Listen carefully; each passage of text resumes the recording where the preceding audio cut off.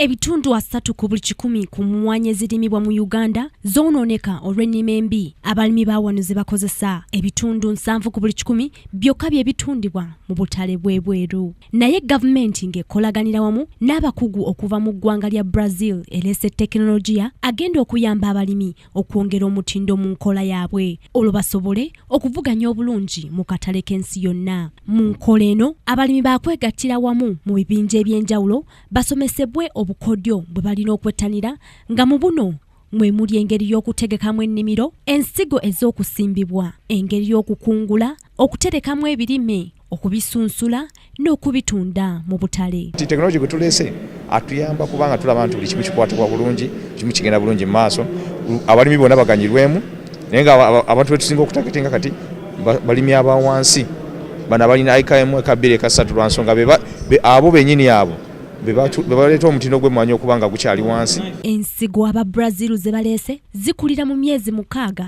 era nga eka y'emmwanyi zino evaamu kilo ezisukka mu 35,000 bw'oba ogeraageranyizza n'emmwanyi za kuno nga eka emu evaamu kilo 10,000. Mu kiseera kino Uganda etunda ensawo z'emmwanyi obukadde 4 buli mwaka, naye singa enkola y'aba Brazil eteekebwa mu nkola waliwo essuubi nti Uganda yakutunda ensawo eziwerera ddala obukadde 5 mu mwaka gwa 2020. Musona tukwata kyamunana lwansonga tu exporting robusta mungi ne ku Arabica tenatuukayo ku kifo kya waggulu kubanga nenga tufulumya ensawo wakati ensawo nga milioni 4 buli mwaka.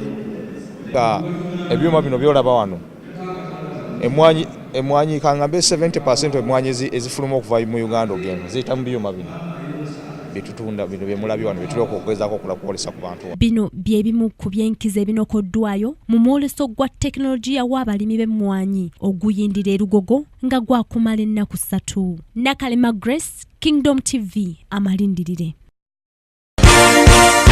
This is Kingdom TV.